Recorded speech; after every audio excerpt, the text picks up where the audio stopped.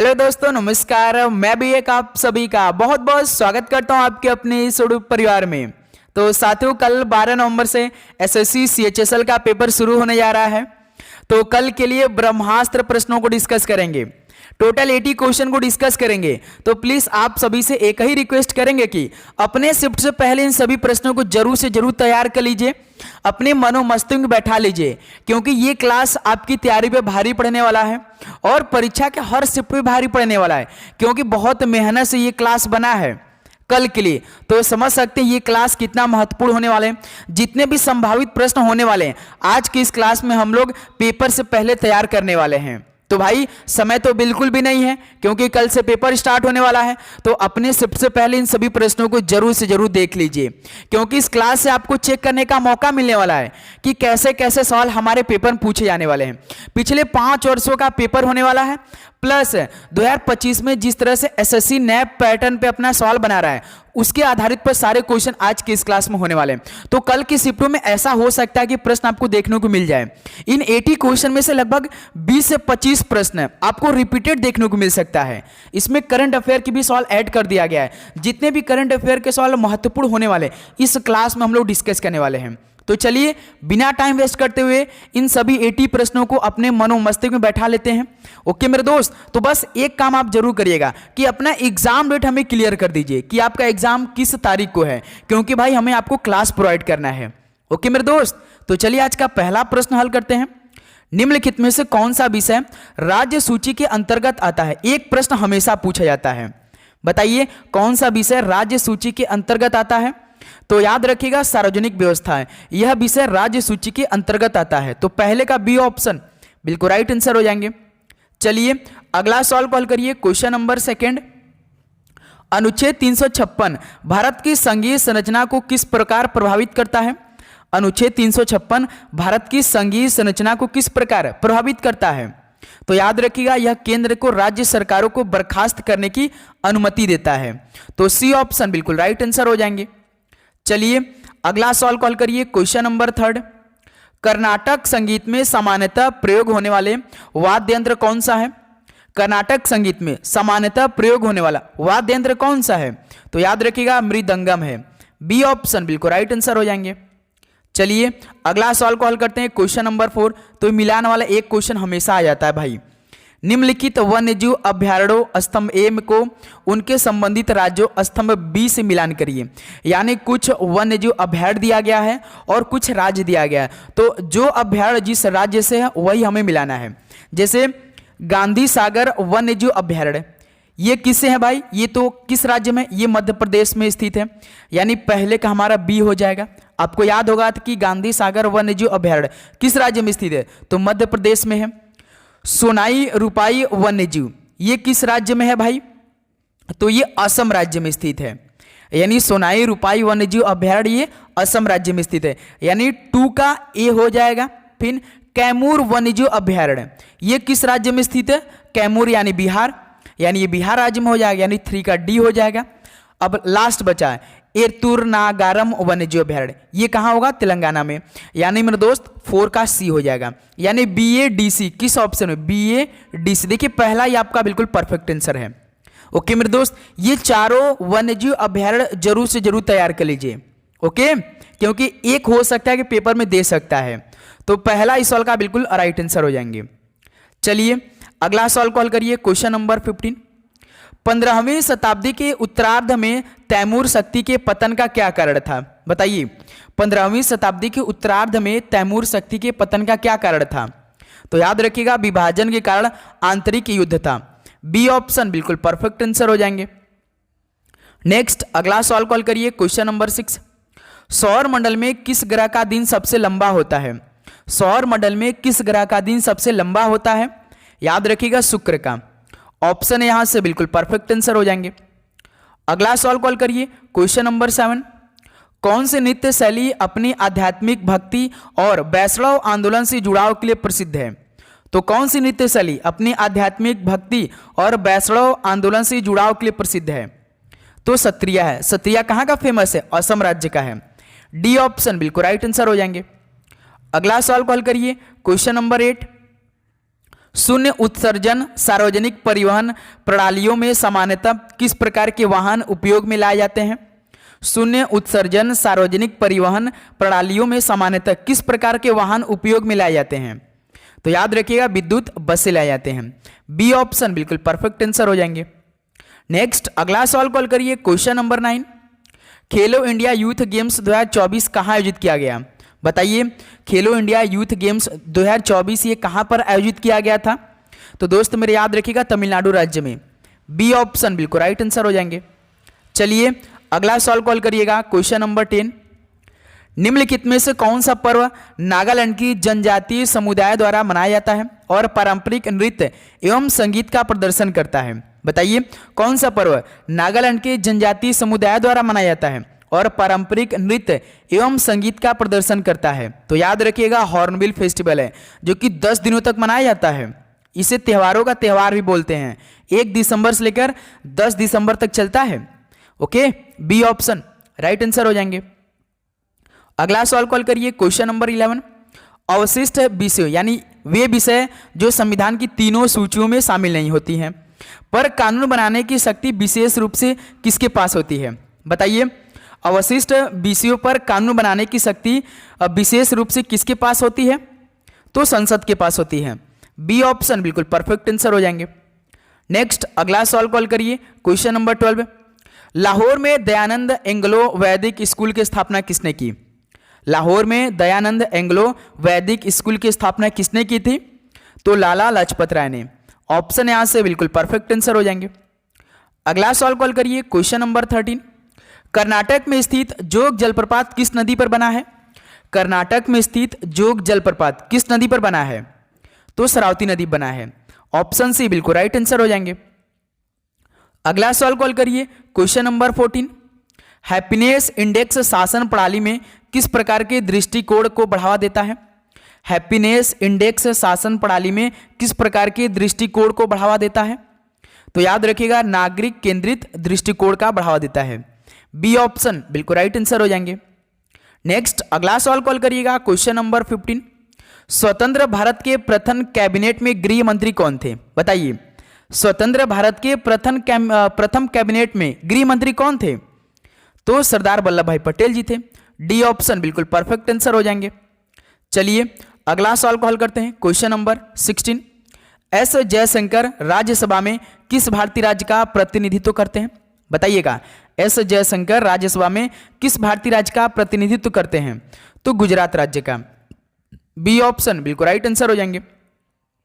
अगला सवाल कॉल करिए, क्वेश्चन नंबर 17। कौन सा अधिनियम दंड प्रक्रिया संहिता 1973 का स्थान लेता है? तो कौन सा अधिनियम दंड प्रक्रिया संहिता 1973 का स्थान ले लेता है? तो भारतीय नागरिक सुरक्षा संहिता यही स्थान ले लेता है 1973 का। ऑप्शन यहां से बिल्कुल राइट आंसर हो जाएंगे। अगला सवाल कॉल करिएगा, क्वेश्चन नंबर 18। कबड्डी के सर्वप्रथम ज्ञात नियम किस भारतीय राज्य में बनाए गए थे? कबड्डी के सर्वप्रथम ज्ञात नियम किस भारतीय राज्य में बनाए गए थे? तो महाराष्ट्र राज्य में। डी ऑप्शन बिल्कुल राइट आंसर हो जाएंगे। अगला सवाल कॉल करिएगा, क्वेश्चन नंबर 19। प्रारंभ में जब 26 नवंबर 1949 को भारत का संविधान अपनाया गया था, तो इसमें मूल रूप से कितने अनुच्छेद और कितनी अनुसूचियां थी? बताइए, स्टार्टिंग में शुरुआत समय में जब 26 नवंबर 1949 को भारत का संविधान अपनाया गया, तो इसमें मूल रूप से कितने अनुच्छेद और कितनी अनुसूचियां थी? तो 395 अनुच्छेद थे और 8 अनुसूचियां थी। सी ऑप्शन बिल्कुल राइट आंसर हो जाएंगे। नेक्स्ट अगला सवाल कॉल करते हैं, क्वेश्चन नंबर 20। विधानमंडल के सदस्यों द्वारा शपथ या प्रतिज्ञान का प्रावधान भारतीय संविधान के किस अनुसूची में उल्लिखित है? विधानमंडल के सदस्यों द्वारा शपथ या प्रतिज्ञान का प्रावधान भारतीय संविधान की किस अनुसूचित में उल्लिखित है? तो तीसरी अनुसूची में यह उल्लिखित है। डी ऑप्शन राइट आंसर हो जाएंगे। अगला सवाल कॉल करते हैं, क्वेश्चन नंबर 21। 72वीं सीनियर राष्ट्रीय वॉलीबॉल चैंपियनशिप 2024 कहाँ आयोजित की गई? 72वीं सीनियर राष्ट्रीय वॉलीबॉल चैंपियनशिप 2024 ये कहाँ पर आयोजित किया गया? तो गुवाहाटी असम में किया गया था। ऑप्शन सी बिल्कुल राइट आंसर हो जाएंगे। नेक्स्ट अगला सवाल कॉल करिए, क्वेश्चन नंबर 22।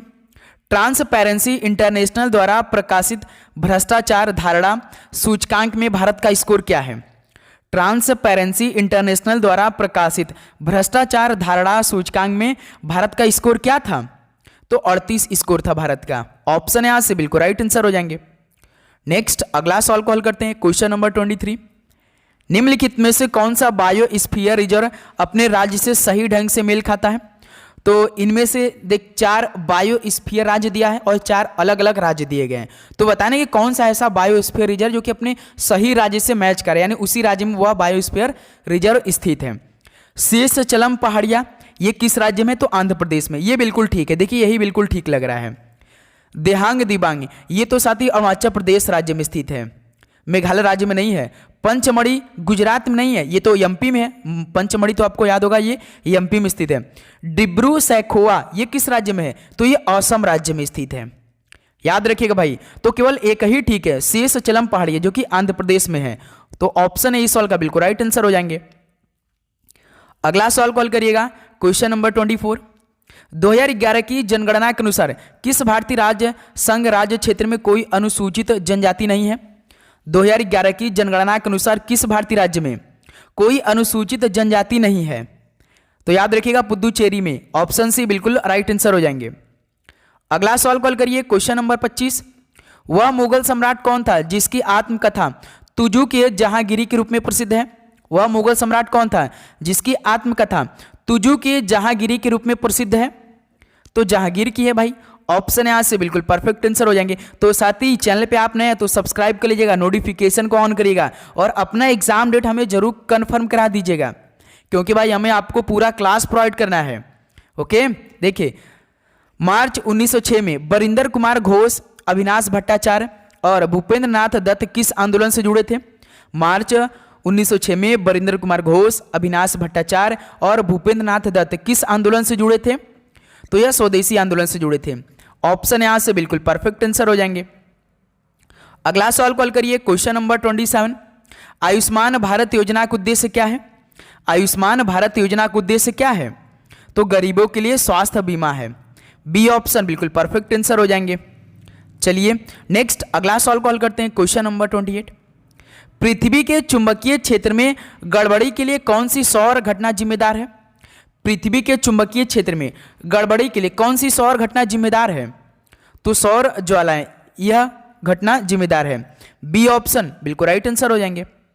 नेक्स्ट अगला सवाल कॉल करते हैं, क्वेश्चन नंबर 29। ओडिसी शास्त्रीय नृत्य भारत के किस राज्य में उत्पन्न हुए? ओडिसी शास्त्रीय नृत्य भारत के किस राज्य में उत्पन्न हुए? तो सर जी उड़ीसा राज्य में उत्पन्न हुए। बी ऑप्शन राइट आंसर हो जाएंगे। अगला सवाल कॉल करते हैं, क्वेश्चन नंबर 30। भारत में संघवाद की व्यवस्था किस प्रकार की शक्ति विभाजन प्रणाली पर आधारित है? भारत में संघवाद की व्यवस्था किस प्रकार की शक्ति विभाजन प्रणाली पर आधारित है? तो केंद्र और राज्य पर है। ऑप्शन यहां से राइट आंसर हो जाएंगे। अगला सवाल कॉल करिए, क्वेश्चन नंबर 31। संविधान के अनुच्छेद 275 के अंतर्गत केंद्र सरकार द्वारा राज्यों को दिए जाने वाले वैधानिक अनुदान की अनुशंसा मुख्यतः किस निकाय द्वारा की जाती है? संविधान के अनुच्छेद 275 के अंतर्गत केंद्र सरकार द्वारा राज्यों को दिए जाने वाले वैधानिक अनुदान की अनुशंसा मुख्यतः किस निकाय द्वारा की जाती है? तो यह वित्त आयोग द्वारा की जाती है। बी ऑप्शन राइट आंसर हो जाएंगे। अगला सवाल कॉल करिए, क्वेश्चन नंबर 32। 8वीं शताब्दी के मध्य में दंती दुर्ग द्वारा किस राजवंश की स्थापना की गई थी? 8वीं शताब्दी के मध्य में दंती दुर्ग द्वारा किस राजवंश की स्थापना की गई थी? तो राष्ट्रकूट वंश की स्थापना की गई थी। ऑप्शन यहां से राइट आंसर हो जाएंगे।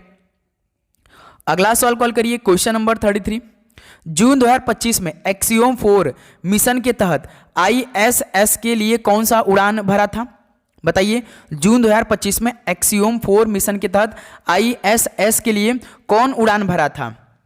तो सर जी शुभांशु शुक्ला ने उड़ान भरा था, ये काफी फेमस भी हुए थे। ऑप्शन सी राइट आंसर हो जाएंगे। अगला सवाल कॉल करिए, क्वेश्चन नंबर 34। आधुनिक भारतीय भाषाओं के वर्गीकरण के अनुसार किस भाषाई परिवार का भारतीय जनसंख्या में सबसे बड़ा हिस्सा है? आधुनिक भारतीय भाषाओं के वर्गीकरण के अनुसार किस भाषाई परिवार का भारतीय जनसंख्या में सबसे बड़ा हिस्सा है? तो इंडो यूरोपियन का यानी आर्यन का। डी ऑप्शन राइट आंसर हो जाएंगे। अगला सवाल कॉल करिए, क्वेश्चन नंबर 35। भारतीय संविधान का कौन सा भाग भारत का मैग्ना कार्टा के रूप में जाना जाता है और नागरिकों को मौलिक अधिकारों की गारंटी देता है? भारतीय संविधान का कौन सा भाग भारत का मैग्ना कार्टा के रूप में जाना जाता है और नागरिकों को मौलिक अधिकारों की गारंटी देता है? तो याद रखिएगा भाग 3 है, ऑप्शन सी बिल्कुल राइट आंसर हो जाएंगे। अगला सवाल कॉल करिए, क्वेश्चन नंबर 36। एक बार टाइम मैगजीन ने गांधी जी की शारीरिक साइज का मजाक उड़ाया था, लेकिन बाद में उनकी शहादत की तुलना किससे की गई? एक बार टाइम मैगजीन ने गांधी जी की शारीरिक साइज का मजाक उड़ाया था, लेकिन बाद में उनकी शहादत की तुलना किससे की गई? तो सर जी अब्राहम लिंकन से की गई थी, डी ऑप्शन राइट आंसर हो जाएंगे। अगला सवाल कॉल करिए, क्वेश्चन नंबर 37। खेल के दौरान एक टीम के कितने खिलाड़ियों को बास्केटबॉल कोर्ट पर खेलने की अनुमति है? खेल के दौरान एक टीम के कितने खिलाड़ी को बास्केटबॉल कोर्ट पर खेलने की अनुमति मिलता है? तो केवल 5 प्लेयरों को, डी ऑप्शन राइट आंसर हो जाएंगे। अगला सवाल कॉल करिएगा, क्वेश्चन नंबर 38। वह बंदरगाह जिसका स्वामित्व निजी क्षेत्र के अडानी समूह के पास है वह कौन सा है? वह बंदरगाह जिसका स्वामित्व निजी क्षेत्र के अडानी समूह के पास है वह कौन सा है? याद रखिएगा मुद्रा बंदरगाह जो कि गुजरात में स्थित है, डी ऑप्शन राइट आंसर हो जाएंगे। अगला सवाल कॉल करिएगा, क्वेश्चन नंबर 39। रायचूर के युद्ध में कृष्णदेव राय को पराजित करने वाला प्रमुख सेनापति कौन था? रायचूर के युद्ध में कृष्णदेव राय को पराजित करने वाला प्रमुख सेनापति कौन था? तो बीजापुर के आदिल शाह थे, डी ऑप्शन बिल्कुल राइट आंसर हो जाएंगे। अगला सवाल कॉल करिएगा, क्वेश्चन नंबर 40। कौन सी सूची में केंद्र और राज्य दोनों एक ही विषय पर कानून बना सकते हैं? तो कौन सी सूची में केंद्र और राज्य दोनों एक ही विषय पर कानून बना सकते हैं? तो भाई याद रखिएगा समवर्ती सूची, ऑप्शन सी बिल्कुल परफेक्ट आंसर हो जाएंगे। समवर्ती सूची में केंद्र और राज्य दोनों एक ही विषय पर कानून बना सकते हैं। अगला सवाल कॉल करिए, question number 41। The God of small things का लेखक कौन है? बताइए, the God of small things के लेखक कौन है? तो अरुंधति राय है, ऑप्शन सी बिल्कुल राइट आंसर हो जाएंगे। अगला सवाल कॉल करिए, क्वेश्चन नंबर 42। समुद्र तल पर पानी का क्वथनांक कितना डिग्री फॉरेनहाइट होता है? समुद्र तल पर पानी का क्वथनांक की बात करते हैं तो 212 डिग्री फॉरेनहाइट होता है, ऑप्शन सी बिल्कुल राइट आंसर हो जाएंगे। अगला सवाल कॉल करिए, क्वेश्चन नंबर 43। 26 जून 2025 को टाइटन्स अंतरिक्ष मिशन के लिए प्रथम भारतीय अंतरिक्ष यात्री के रूप में किसे घोषित किया गया? 26 जून 2025 को टाइटन्स अंतरिक्ष मिशन के लिए प्रथम भारतीय अंतरिक्ष यात्री के रूप में किसे घोषित किया गया? जानवी डांगेटी को किया गया था, ऑप्शन सी जानवी डांगेटी बिल्कुल राइट आंसर हो जाएंगे। अगला सवाल कॉल करिए, क्वेश्चन नंबर 44। कौन सी शास्त्रीय नृत्य शैली मुद्राओं, हस्तचालन और भाव भंगिमा यानी अभिनय के माध्यम से कथावाचन करती है? तो कौन सी शास्त्रीय नृत्य शैली मुद्राओं और भाव भंगिमा के माध्यम से कथावाचन करती है? तो भरतनाट्यम करती है, डी ऑप्शन बिल्कुल राइट आंसर हो जाएंगे। भाई अपने सबसे पहले इन सभी प्रश्नों को जरूर से जरूर तैयार कर लीजिए। पीएम गति शक्ति राष्ट्रीय मास्टर योजना का प्रमुख ध्यान केंद्रित क्षेत्र कौन सा है? पीएम गति शक्ति राष्ट्रीय मास्टर योजना का प्रमुख ध्यान केंद्रित क्षेत्र कौन सा है? तो बहु मॉडल कनेक्टिविटी है, ऑप्शन यहां से बिल्कुल राइट आंसर हो जाएंगे। अगला सवाल कॉल करिए, क्वेश्चन नंबर 46। 86वीं सीनियर राष्ट्रीय टेबल टेनिस चैंपियनशिप 2025 ये कहां पर आयोजित की गई? 86वीं सीनियर राष्ट्रीय टेबल टेनिस चैंपियनशिप 2025 ये कहां आयोजित की गई? तो ये सूरत गुजरात में की गई थी, बी ऑप्शन राइट आंसर हो जाएंगे। अगला सवाल कॉल करिएगा, क्वेश्चन नंबर 47। FRBM अधिनियम राजकोषीय उत्तरदायित्व एवं बजट प्रबंधन अधिनियम को लागू करने का प्रमुख उद्देश्य क्या था? बताइए, FRBM अधिनियम को लागू करने का प्रमुख उद्देश्य क्या था? याद रखिएगा सरकारी उधारी को कम करना था, ऑप्शन सी बिल्कुल परफेक्ट आंसर हो जाएंगे। अगला सवाल कॉल करिए, क्वेश्चन नंबर 48। हॉकी मैदान की मानक चौड़ाई कितनी है? हॉकी मैदान की मानक चौड़ाई कितनी मीटर की होती है? तो सर जी 55 मीटर की होती है, ऑप्शन सी बिल्कुल राइट आंसर हो जाएंगे। अगला सवाल कॉल करिए, क्वेश्चन नंबर 49। दक्षिण पूर्व एशिया में विशेष रूप से श्री विजय साम्राज्य के विरुद्ध समुद्री अभियानों के लिए किस चोल शासक को जाना जाता है? दक्षिण पूर्व एशिया में विशेष रूप से श्री विजय साम्राज्य के विरुद्ध समुद्री अभियानों के लिए किस चोल शासक को जाना जाता है? तो सर जी राजराजा प्रथम को, डी ऑप्शन राइट आंसर हो जाएंगे। चलिए क्वेश्चन नंबर 50 को हल करिए। हीराकुंड बांध के लिए मुख्य जल स्रोत कौन सी नदी है? हीराकुंड बांध के लिए मुख्य जल स्रोत कौन सी नदी है? तड़ोबा अंधारी राष्ट्रीय उद्यान है, ऑप्शन यहाँ से बिल्कुल परफेक्ट आंसर हो जाएंगे। अगला सवाल कॉल करिए, क्वेश्चन नंबर 51। खो खो में एक टीम में कितने खिलाड़ी होते हैं और खेल के दौरान मैदान पर कितने खिलाड़ी होते हैं? बताइए, खो खो में एक टीम में टोटल कितने खिलाड़ी होते हैं और खेल के दौरान मैदान पर टोटल कितने खिलाड़ी खेलते हैं? तो भाई एक टीम में टोटल 12 प्लेयर होते हैं। सिलेक्शन जैसे क्रिकेट की बात करते हैं, क्रिकेट में 15 प्लेयरों का सिलेक्शन होता है, लेकिन खेलते टाइम तो केवल 11 ही प्लेयर खेलते हैं। आप HCF का नाम तो जाना होगा, जिससे हॉकी, क्रिकेट, फुटबॉल, ये तीनों टीमों कितने प्लेयर खेलते हैं? 11 प्लेयर खेलते हैं। HCF यानी H से हॉकी, C से क्रिकेट, F से फुटबॉल, 11 प्लेयर। तो उसी प्रकार खो खो भाई 12 प्लेयरों का सिलेक्शन होता है, लेकिन खेलते टाइम में केवल 9 ही प्लेयर होते हैं मैदानों में। तो बी ऑप्शन इस सवाल का राइट आंसर हो जाएगा। अगला सवाल कॉल करिए, क्वेश्चन नंबर 52।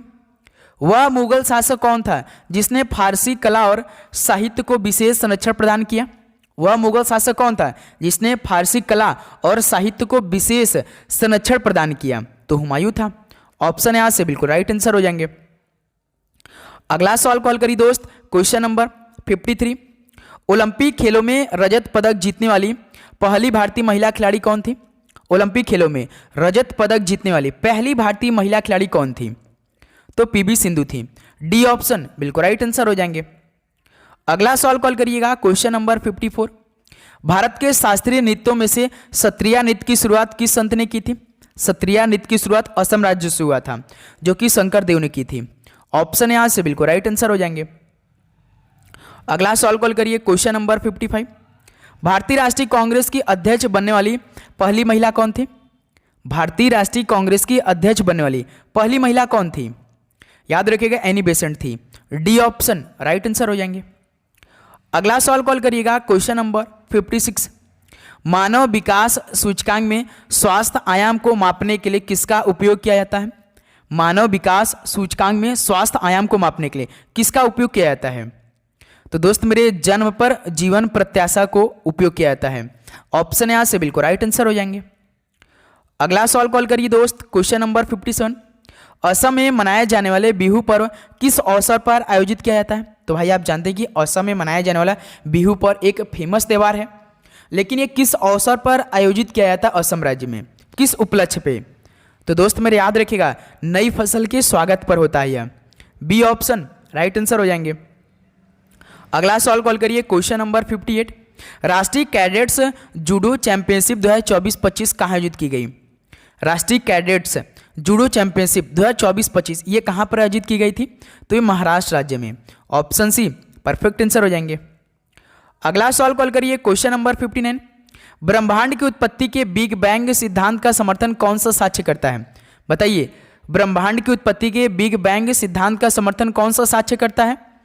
तो आकाश गंगाओं का लाल विस्थापन यही करता है। बी ऑप्शन राइट आंसर हो जाएंगे। अगला सवाल कॉल करिए, क्वेश्चन नंबर 60। संविधान सभा में मौलिक अधिकार, अल्पसंख्यक तथा जनजातीय एवं बहिष्कृत क्षेत्रों संबंधी सलाहकार समिति के अध्यक्ष कौन थे? संविधान सभा में मौलिक अधिकार, अल्पसंख्यक तथा जनजातीय एवं बहिष्कृत क्षेत्रों संबंधी सलाहकार समिति के अध्यक्ष कौन थे? तो सरदार वल्लभ भाई पटेल थे। ऑप्शन ए राइट आंसर हो जाएंगे। अगला सवाल कॉल करिए, क्वेश्चन नंबर 61।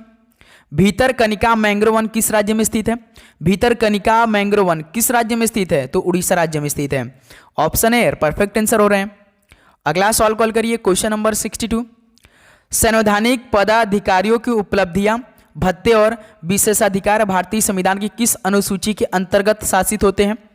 संवैधानिक पदाधिकारियों की उपलब्धि, भत्ते और विशेषाधिकार भारतीय संविधान की किस अनुसूची के अंतर्गत शासित होते हैं? तो ये दूसरी अनुसूची के अंतर्गत शासित होते हैं। डी ऑप्शन परफेक्ट आंसर हो जाएंगे। क्वेश्चन नंबर 63 कॉल करिए। बेसर शैली किस दो स्थापत्य शैलियों का सम्मिलन है? बेसर शैली किस दो स्थापत्य शैलियों का सम्मिलन है? द्रविड़ और नागर शैलियों का मिश्रण है। ऑप्शन सी परफेक्ट आंसर हो जाएंगे। अगला सवाल कॉल करिए दोस्त, क्वेश्चन नंबर 64। वेन सॉन्ग ने किसे विश्व के 4 प्रकाशों में से एक कहा था जिसे भारतीय आइंस्टीन भी कहा जाता है? बताइए, वेन सॉन्ग ने किसे कहा था विश्व के 4 प्रकाशों में से एक जिसे भारतीय आइंस्टीन भी कहा जाता है? तो भारत का आइंस्टीन किसे बोला जाता है? नागार्जुन को। डी ऑप्शन परफेक्ट आंसर हो जाएंगे। अगला सवाल कॉल करिए क्वेश्चन नंबर 65। भारत की सकल घरेलू उत्पाद यानी जीडीपी में सर्वाधिक योगदान देने वाला क्षेत्र कौन सा है? तो जीडीपी में सर्वाधिक योगदान देने वाला एरिया कौन सा आता है? तो आप जानते हैं सेवाएं सबसे अधिक आता है, ऑप्शन सी राइट आंसर हो जाएंगे। अगला सवाल कॉल करिए क्वेश्चन नंबर 66। पॉक्सो अधिनियम के अंतर्गत किसी मामले के न्यायिक निपटान की अधिकतम समय सीमा क्या है? पॉक्सो अधिनियम के अंतर्गत किसी मामले के न्यायिक निपटान की अधिकतम समय सीमा कितने साल या कितने महीने का है? तो केवल 1 साल का है, 1 वर्ष, डी ऑप्शन राइट आंसर हो जाएंगे। अगला सवाल कॉल करिए क्वेश्चन नंबर 67। भारत की 2011 की जनगणना के अनुसार निम्नलिखित में से किस राज्य की जनसंख्या भारत में सबसे कम है? जनगणना 2011 के अनुसार किस राज्य की जनसंख्या भारत में सबसे कम है?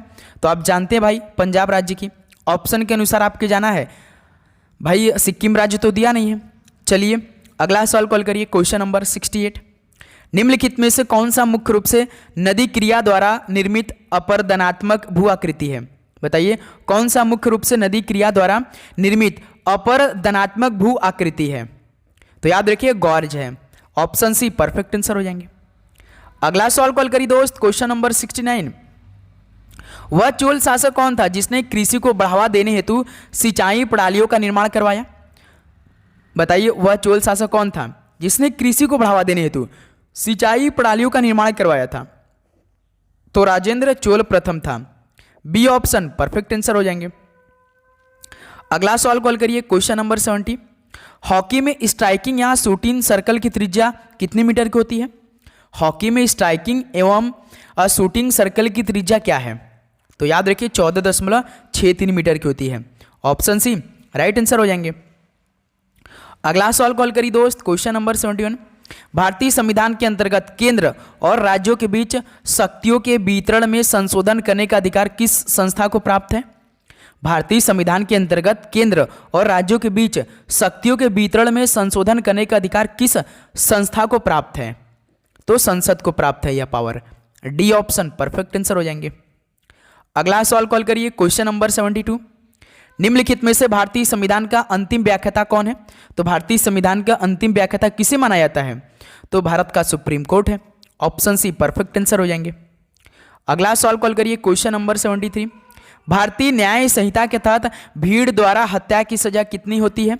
बताइए भारतीय न्याय संहिता के तहत भीड़ द्वारा हत्या की सजा क्या है? तो आजीवन कारावास या मृत्युदंड होती है, ऑप्शन सी बिल्कुल राइट आंसर हो जाएंगे। अगला सवाल कॉल करिए 74 को। हल्दी घाटी के युद्ध में महाराणा प्रताप ने किस मुगल सम्राट का सामना किया था? हल्दी घाटी के युद्ध में महाराणा प्रताप ने किस मुगल सम्राट का सामना किया था?